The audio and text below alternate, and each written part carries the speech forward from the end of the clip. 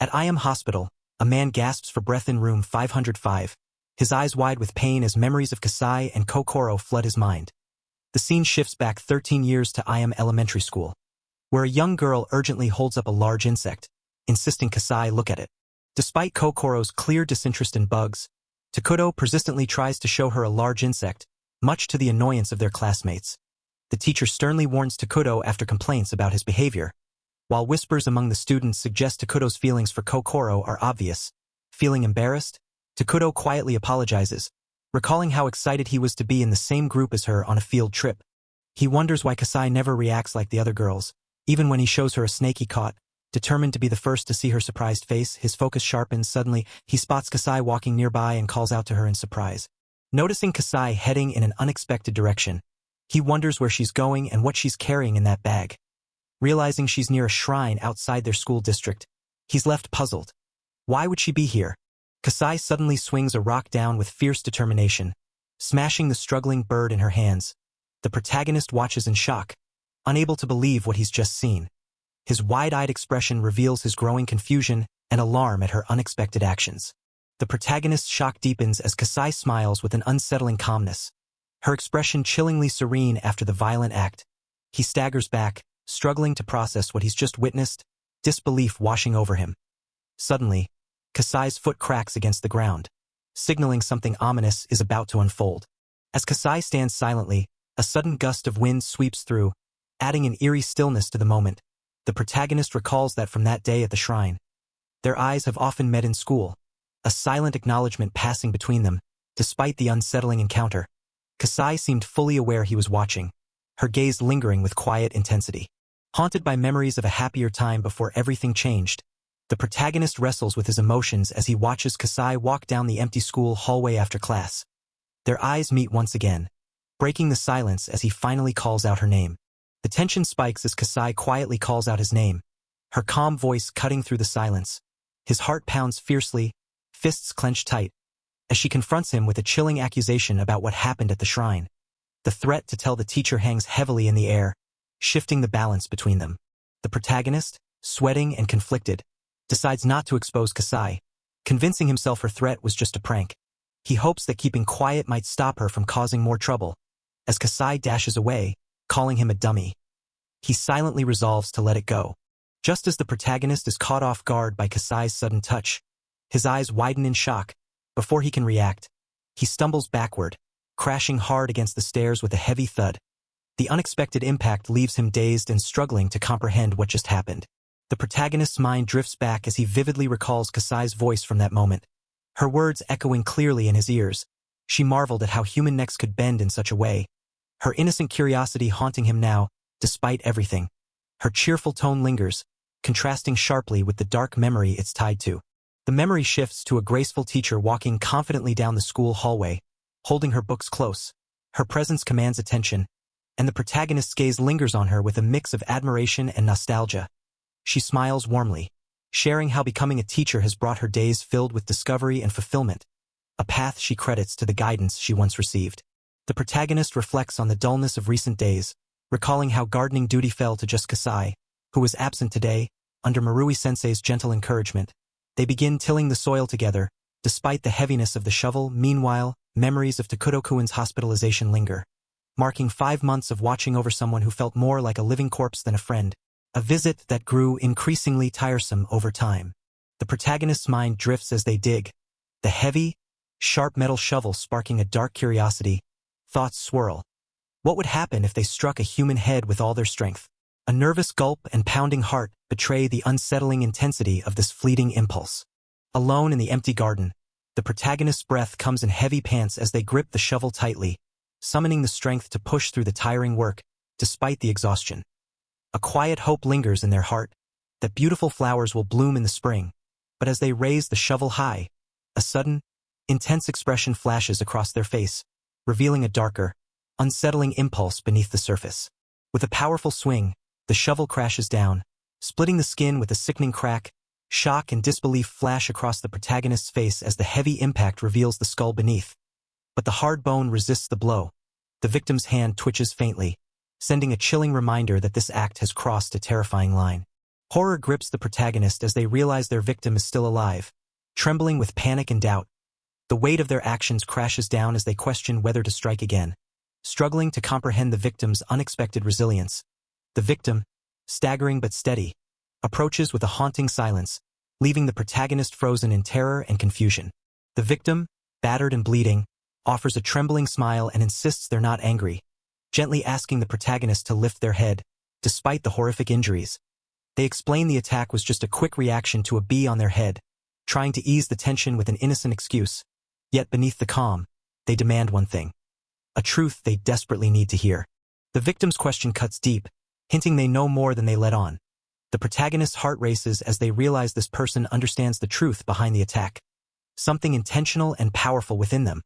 The victim calmly acknowledges the strength, suggesting it's an innate part of who they are, leaving the protagonist shaken and exposed. The victim warns the protagonist that their uncontrollable strength makes them a target, and if they don't learn to control it, future consequences will bring unhappiness. They explain their harsh actions stem from a duty to protect their students, but caution that if the dangerous impulse surfaces again, it won't end well. The protagonist, overwhelmed and uncertain, anxiously wonders what they should do next. The victim urges the protagonist to either let go of their overwhelming strength or learn to use it wisely, not for selfish gain, but to protect the weak and those in trouble. They emphasize wielding this power for justice, turning those helped into allies. The protagonist listens intently, the weight of this advice beginning to settle within them. The teacher warns the protagonist not to become like the bee doomed to extermination because of its poison sting, reminding them that sometimes strength can be their downfall. They make a heartfelt request for secrecy about today's events, emphasizing their wish for the protagonist to use their power to protect those in trouble. As the protagonist expresses gratitude and apology, the teacher embraces them warmly, finding happiness in their students' understanding. The protagonist is deeply moved, marveling at their teacher's incredible strength and resilience. Even after being hurt, she still smiles. They're struck by the mysterious joy their teacher finds in protecting others and feel a growing desire to understand and experience that feeling themselves. With a heartfelt expression, they confess their wish to be like their teacher, inspired by her unwavering spirit. With a determined and hopeful gaze, the protagonist silently vows to become a teacher like Marui-sensei, expressing deep gratitude for her guidance. Meanwhile, behind a chain-link fence, a fierce resolve burns in another's eyes as they grip the barrier tightly, hinting at challenges yet to come. A chilling plan takes shape as the group discusses targeting Kasai, a teacher, by capturing traumatic footage to manipulate her, despite hesitation and the gravity of their intentions. One member eagerly embraces the scheme, revealing a sinister excitement beneath his sly grin. The tension escalates as they prepare to carry out their disturbing plot. The protagonist struggles with the chaos that followed the new teacher's arrival, haunted by Ayaha's death and the classmates' blind loyalty. Despite his pain and distrust in the police's investigation, his friend tries to reason with him, suggesting the teacher might actually be better than the previous one. Yet, the protagonist's clenched fist reveals his simmering frustration and determination to take matters into his own hands. The protagonist's eyes blaze with fierce determination as he confronts Kasai, vowing to make her pay for mocking them. His chilling promise hangs in the air, a dark warning that the torment is just beginning. Meanwhile, Kasai's calm, almost serene expression contrasts sharply with his rage, hinting at a deeper, unsettling tension between them. The tension rises as the protagonist, fueled by anger, grabs a knife from a wall lined with weapons, vowing to make his enemy pay. Meanwhile, the scene shifts to IThe Hospital, where he stands over an unconscious figure, determination etched on his face. The name Kokoro Kasai lingers ominously in his mind, signaling a brewing confrontation. The protagonist promises to capture Kokoro Kasai's surprised expression, vowing not to forgive her if she's behind the accident. As he leaves the hospital room, the injured man weakly tries to reach out to him, pleading silently. A woman watches anxiously from the hallway, while the protagonist's determined steps echo down the corridor. 3 days later, during lunch break at Mitsuki Private High School, a student nervously approaches Kokoro, confessing his worries about complicated family issues. Kokoro offers to help with career counseling, but the student insists on speaking privately. Worried about other teachers overhearing, they agree to move to the staff room for a confidential conversation. The student suggests the chemistry prep room for their private talk, noting that no one usually goes there and asking if Kokoro has the key. Despite her hesitation about the late hour, he insists on meeting that day, emphasizing the urgency. They finally agree to meet after homeroom around 7 p.m., parting with a friendly wave in the hallway. A concerned student rushes up to Kokoro, anxiously asking if Sasaki-kun had done anything strange since he was standing very close to her earlier. Kokoro reflects thoughtfully, acknowledging that he might have something important to discuss. Despite the awkwardness of a nighttime meeting, the student nervously warns her to be careful, her worry echoing from a past experience. After school, just past 7 p.m., the student arrives at the chemistry prep room. Greeting Kokoro with a bright smile, she apologizes for being late, explaining she wanted to finish grading first, while he admits he was worried she might not come. With a reassuring smile, she unlocks the door, ready to begin their confidential conversation. They step into the chemistry prep room, noting its spaciousness but lack of chairs. Agreeing to stand while they talk, she opens the conversation by asking about his career interests, signaling the start of their serious discussion. Two students appear confidently at the door, calling out to Kasai-sensei with a mischievous grin. Inside, the girl's expression shifts to surprise as the door clicks open behind her. Just as the girl greets Akazuki-kun with a polite question about career counseling, a sinister tension breaks the moment when he brandishes a knife with a menacing grin. Suddenly, another student grabs her from behind, unnervingly asking if she'd prefer to undress herself or be helped, leaving her visibly shocked and alarmed. The tension escalates as the girl questions why she would need to undress, while the sinister student taunts her, clearly enjoying her cluelessness. He grabs her roughly, leering and imagining her reaction if he forces himself on her. Meanwhile, the other student, holding scissors, coldly confirms their plan to assault and record her, revealing a terrifying and calculated cruelty. The sinister student leans in close, pressing a knife threateningly against her neck as he taunts her to break down and tremble in fear. His grip tightens on her clothes, warning her that this is the punishment for underestimating them. The girl, caught in his grasp, lets out a small, fearful sound as the tension escalates. The girl, trembling and desperate, pleads for it to stop, her voice barely a whisper as she clings to her shirt. The sinister student coldly demands she understand her place, pressing his control over her.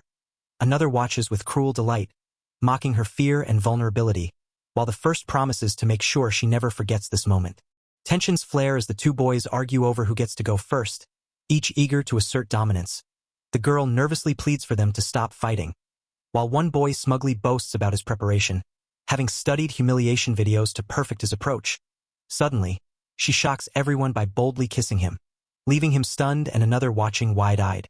The boy stands frozen, phone in hand, as the girl boldly kisses him, leaving him speechless. He awkwardly tries to process the unexpected gesture, nervously questioning if this is how adults flirt. Meanwhile, a voice off panel condemns the act as immoral, urging him not to let it slide so easily. The tension escalates as the boy forcefully pins the girl down, ignoring her desperate pleas to stop, despite a voice urging him to hurry. He brusquely tells them to shut up, focused on his own intentions. Meanwhile, another watches intently, phone in hand, as the girl struggles beneath him, her fear palpable. The girl seductively questions if it's appropriate for a teacher to dress like this, while the boy is visibly shocked and flustered by her revealing outfit. She teasingly admits she likes it and hints that it's surprisingly convenient, leaving him both stunned and captivated. The boy's frustration boils over as he angrily demands the onlookers to stop their taunts and just do what he's told. His tense grip on the phone and flushed face reveal the pressure mounting inside him, while his heavy breathing underscores the intensity of the moment. Meanwhile, the voyeuristic voice continues to mock Kokoro-sensei, accusing her of being easy and reckless, adding to the charged atmosphere. The boy's frustration peaks as he angrily tells the onlookers to shut up, hastily pulling off the girl's delicate lingerie that's caught on the stocking clip. The girl watches with a mix of curiosity and slight embarrassment, while he struggles to free the fabric, visibly flustered and tense. Finally, he manages to remove the garment, holding it up with a sigh of relief, though the awkwardness lingers between them. The boy anxiously deletes the incriminating video, relieved it didn't tear, but frustrated that it won't serve as a threat. The girl, calm and teasing, questions why he thinks the recording could be used against her. Confidently brushing off the embarrassment, she challenges him by pointing out that if she's embarrassed, then he should be even more so, leaving him stunned and defensive. The girl mocks the boy's desperate expression as she teases him about his ridiculous behavior. Meanwhile, the dark-haired man's intense glare challenges the boy, questioning where his supposed amazing technique is.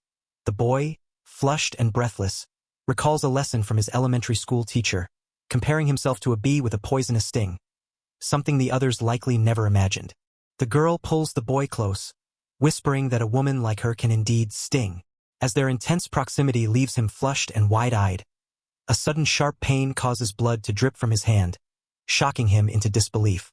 The boy's laughter turns hollow and unsettling as he pulls a switchblade from his neck, blood dripping from the wound. The dark-haired man's expression shifts to shock and concern as he calls out the boy's name.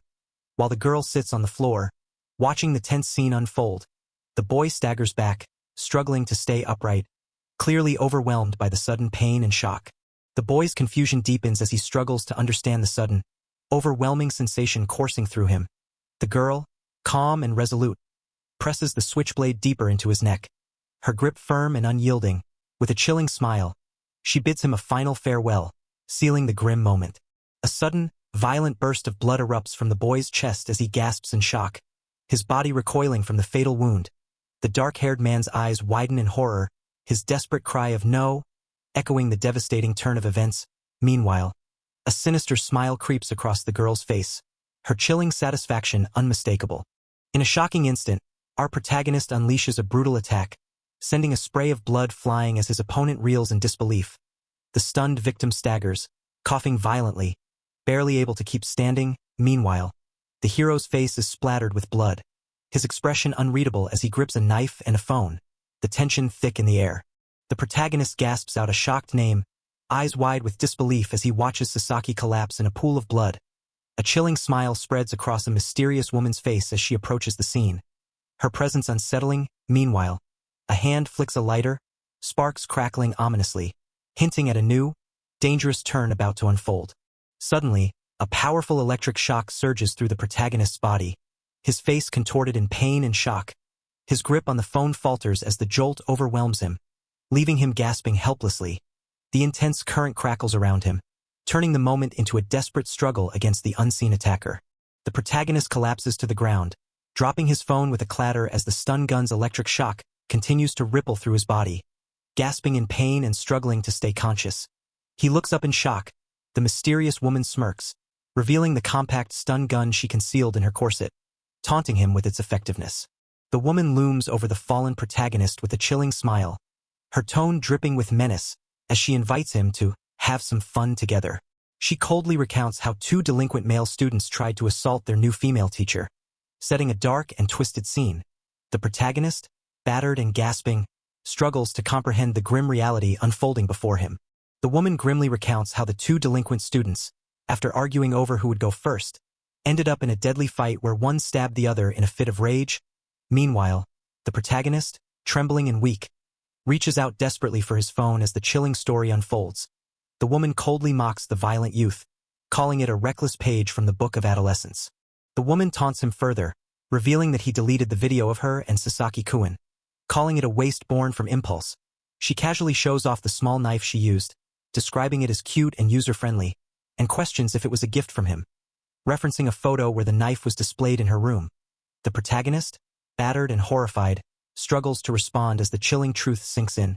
The woman coldly chastises him, mocking his fascination with knives and accusing him of forcing his interests onto her like a childish middle schooler. As the protagonist pants heavily, struggling to stay conscious, a warm memory flashes. A smiling girl thanking him sincerely, promising to treasure something forever. Overwhelmed, he groans in pain, caught between the harsh present and a fleeting moment of kindness. Paralyzed and desperate, the protagonist struggles to move as the woman calmly wipes the knife and offers to return it to him, declaring their twisted exchange complete, despite his pain. He gasps out a shocking revelation. She was the one who pushed his brother Takuto down the stairs. The woman's cold expression confirms the devastating truth. The woman taunts him with a cruel smile, contrasting his brother's relentless pranks with the quiet, broken version now lying in a hospital bed. She mocks the protagonist's feelings, claiming she always knew his intentions were different from Sasaki-kun's. Enraged and trembling, he struggles to contain his fury, glaring at her with a fierce, pained glare. The woman coldly dismisses Sasaki-kun's fate, cruelly suggesting that dying as a student is a twisted blessing compared to the monstrous future she imagines for him. Her smile shines with chilling malice as she equates rape with a form of economy, further twisting her cruel logic. The protagonist, burning with rage and pain, glares fiercely at her, accusing her of revealing her true, murderous nature. The woman coldly equates rape with consensual sex, dismissing the moral weight of consent as mere intercourse. She cynically compares money to paper, insisting that value is only what people believe in, and offers to teach the protagonist a brutal lesson, asserting there are harsher certainties in this world than uncertain moralities. With a chilling calm, she declares that the brutal truth is death, a simple, undeniable principle. As she stands, her words cut deeper. Killing undeniably affects others, a harsh reality she embraces. The protagonist, lying defeated and sweating, retorts bitterly, calling her crazy but daring her to keep speaking her twisted truths. Summoning every ounce of strength, the protagonist suddenly springs to his feet, eyes blazing with fierce determination, in one swift, desperate motion. He grabs a nearby knife and lunges toward her, catching her completely off guard. The woman's shock is palpable as she reels back, caught in the sudden, violent attack. With fierce resolve, the protagonist lunges forward, driving the knife into the woman's chest. Her shocked expression quickly shifts to one of pain as she collapses backward, the brutal reality of his desperate strike sinking in. With a sudden, forceful move, the protagonist pins the woman beneath him, his grip unyielding as he asserts control. She winces, struggling to stay conscious, her voice weakly questioning if her stun gun's battery has run out. Meanwhile, he smirks with a mix of exhaustion and triumph, declaring that the tables have turned after patiently waiting for her to lower her guard. The protagonist's wild, almost manic grin breaks through his exhaustion as he taunts, "Don't underestimate a man's strength." His grip tightens fiercely on the woman's wrist, asserting his dominance. Leaning close, his voice drops cold and deadly, "I'll kill you." The tension escalates as the man seizes the moment, chastising the woman for dropping the knife, despite his threats to stab her eyes out like he did to IThe. She remains calm and warns him that such an attack would mean certain death for her. The chilling exchange reveals a dangerous game of wills between them. The woman coldly mocks the man, declaring that the true tragedy lies with his mother, the one who should be pitied. She cruelly points out that with one son bedridden and the other a murderer, their family is a failure, highlighting the bitter outcome of his upbringing. Her words cut deep, turning the blame back onto his mother's inability to raise her children properly. The man, drenched in sweat and pain, desperately questions whose fault everything is. His voice breaking with anguish, the woman, calm and unyielding, delivers a brutal truth. No matter what he believes, his mother is the one who will face social ruin. As the tension peaks, a voice pleads for Ryudo to stop, underscoring the volatile emotions at play. As the woman clings to Ryudo, her voice trembles with desperation, pleading with him to stop acting out and reminding him of his love for his brother, who is struggling. The shattered photo of two happy siblings underscores the painful reality behind her words. Tears stream down her face as she begs him not to make things harder for her, revealing the heavy emotional toll this conflict is taking on them both. Sweat-drenched and desperate, he warns not to be messed with, his voice trembling with pain. She responds with a chilling smile, mocking his threat and questioning if someone like him could even kill her. In a haunting flashback, the protagonist recalls how he hides behind others while lashing out at those weaker than himself, trapped in a cycle of frustration and rebellion. The protagonist, battered and desperate, confronts the harsh truth. No matter the tragedy, whether his brother becomes a wreck or his girlfriend is killed, he's only running away from his problems. His pounding heart echoes the weight of this realization. Suddenly, without the knife to protect him, he grabs the woman by the throat, exposing his deep-seated fear and inability to act without a weapon. The protagonist's grip tightens around her throat as he demands if she really thought he couldn't kill. His eyes wild with desperation. She gasps, resigned but defiant, finally conceding with a strained, "Fine." Suddenly, frantic banging echoes from the door as Fuyukawa bursts in, shouting that he's come to help, while the woman struggles beneath the suffocating hold. As chaos erupts outside the door, the protagonist's grip tightens, his sweat-drenched face twisted with fierce determination. He declares with raw intensity that he will kill the woman himself. No weapons, no intermediaries. Only with his own hands. The moment crackles with desperation and uncontrollable emotion. Just as the protagonist's grip tightens, Fuyukawa bursts in, shouting "Police!" and commanding Ryudo Akizuki to stop adding to his crimes. The sudden intervention shocks the protagonist, who freezes in place, caught between rage and the looming threat of arrest. Kasai-sensei gasps weakly, coughing as a concerned girl rushes to her side, urgently asking if she's okay. Meanwhile, the protagonist struggles violently, shouting to be released as sweat and dirt cover his face. Outside, two men assess a lifeless body drenched in blood, confirming there's no breathing or pulse and ordering an ambulance immediately. The tension breaks as Fuyukawa embraces Kasai-sensei, tears streaming down her face, relieved that she's safe. The police officer gently reassures Kasai, acknowledging the fear she must have felt and praising the brave student who called for help. Meanwhile, the protagonist's desperate denial echoes, accusing Kasai of killing Sasaki, IThe, and his brother, unable to accept the horrifying truth. The police firmly restrain Ryuto Akizuki, confronting him with evidence linking him to the crime scene. The butterfly knife and his bloody down jacket found in IThe Kanazawa's room. Despite the mounting accusations, he vehemently insists that Kasai set them all up, desperately trying to shift the blame. The officer demands to hear his side of the story, pressing him on the assault charges as the tension escalates. Fuyukawa urgently reveals that she was also assaulted and filmed by Akizuki, begging the officer to check his phone for evidence. As she nervously hands over the device, the injured protagonist recognizes it. His gaze filled with shock, Fuyukawa admits she overheard Akizuki and others attacking the teacher, hoping the phone will expose the truth. Fuyukawa nervously explains that she recorded a crucial conversation on her phone after contacting the detective handling Kanazawa's case, hoping to prevent Kasai-sensei from suffering the same fate she did. The chilling audio reveals Kasai's vile intentions, as he threatens to force himself on her just like he did with Fuyukawa. The tension escalates as the recording plays, leaving Kasai visibly shaken and desperate to stop it. Kasai desperately insists that everything Fuyukawa did was just an act, claiming she provoked Sasaki herself. Meanwhile, Fuyukawa tearfully confesses she only kissed Sasaki to prevent a violent fight over who would assault her first, feeling forced to calm the situation. Her sobbing reveals the unbearable pressure she endured in that moment. Kasai, overwhelmed and desperate, pleads for the next part of the recording to be played, while Fuyukawa, tearful but relieved, thanks Kokoro-sensei for believing her. Kokoro calmly explains where she went to meet the detectives, showing her support. The emotional weight of the truth begins to settle as Fuyukawa breaks down, comforted by Kokoro's presence. During lunch break, Kokoro calmly asks Fuyukawa to record their conversation in the chemistry prep room, despite Fuyukawa's worries about the danger it might bring. With a confident smile, Kokoro reassures her that she has a plan and places her trust in Fuyukawa, who agrees eagerly, ready to follow Kokoro's lead until she says, "Stop it." With a determined grip on her tie, the girl is urged to trust Kokoro's secret plan, a battle for justice aimed at her happiness as a student. Meanwhile, a bruised and defiant man mocks their efforts, declaring the police useless and accusing them of being fooled by the woman. The tension escalates as a detective confronts him about a crucial detail he withheld: the visit to Kanazawa's house on the day of the incident. The detective reveals that the one who brought the down jacket to the police was the man's own mother, leaving him shocked and speechless.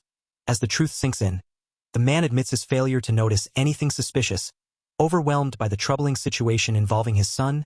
Meanwhile, the mother sits distressed, confessing her confusion and worry over her son's involvement in something dangerous. The distressed mother reveals how her family fell apart after her eldest son's accident, leaving her isolated and worried for him. A kind woman gently steps in, sharing that Ryuto has reached out to her and seems lonely. She asks the mother to watch over Ryuto's belongings and room, reminding her that despite being a high school student, he's still a child in need of care. The man is overwhelmed with disbelief, barely able to accept the harsh reality before him. His mind races as he mutters, "No way, impossible." Meanwhile, a woman gently reassures the detective, crediting Kasai-sensei for preventing a darker fate, one where the boy might have remained trapped and threatened by the video. Another voice urges the man to stand up and move forward, signaling a need to face what lies ahead. The girl's eyes shine with admiration as she declares Kasai-sensei an angel, her voice filled with heartfelt gratitude. But the man's face twists in anguish and disbelief, tears streaming down as he screams out, rejecting her words with desperate intensity. Overwhelmed by a surge of raw emotion, the man breaks free from the others and screams in anguish, accusing the woman of being a demon. His desperate cry echoes through the hallway, revealing the depth of his torment and disbelief. As cherry blossom petals gently fall, the scene shifts to March and a farewell ceremony at the school. The students stand solemnly, reflecting on how much has changed in just a few months since the protagonist arrived. The weight of recent events lingers heavily in the air. The teacher solemnly addresses the crowd, expressing her sorrow over losing 2 students due to her inadequate guidance. Despite the tragedy and the difficult scrutiny from police and media, she finds joy in the time spent with her students. The students respond with heartfelt applause, showing their gratitude and respect for her. Overwhelmed with emotion, one student cries out in gratitude, calling for Kasai-sensei as tears stream down her face. Others join in, expressing their heartfelt thanks and apologies for past mistakes, acknowledging how much they've changed thanks to her. Kasai-sensei smiles warmly, encouraging them to stay friends as they share a bittersweet moment of applause and farewell. Kasai-sensei beams with heartfelt joy, holding a bouquet as she reflects on how protecting her students' happiness has brought her true fulfillment. Despite the hardships, she declares that being a teacher, enjoying herself and earning respect, is the very best thing she's ever experienced. The students cheer in the background, sharing this uplifting moment with her. The staff share their deep respect and sorrow, moved by Kasai-sensei's emotional farewell. They reflect on the hardships she's endured, losing students and facing danger, and express hope she finds a better environment to keep her faith in teaching. Yet, there's a heavy concern as they realize her next school isn't a place marked by past tragedy. The scene shifts to the imposing entrance of Wakakusa City Public Hisaka High School, the new setting where Kasai-sensei will begin her next chapter. The quiet, sturdy gates stand open, inviting yet foreboding, hinting at the challenges that await within the school marked by a troubled past. Arriving at Hisaka High School, she faces her new beginning with a bright smile and determined spirit, ready to give her all. As she steps forward confidently, a watchful figure observes her from a distance, hinting at the challenges that lie ahead. Her serene smile glows softly, a quiet confidence radiating from her as she prepares to embrace her new path. Meanwhile, a man inside the building watches her intently, his expression a mix of surprise and admiration, his hand pressed against the glass as if reaching out to her from afar.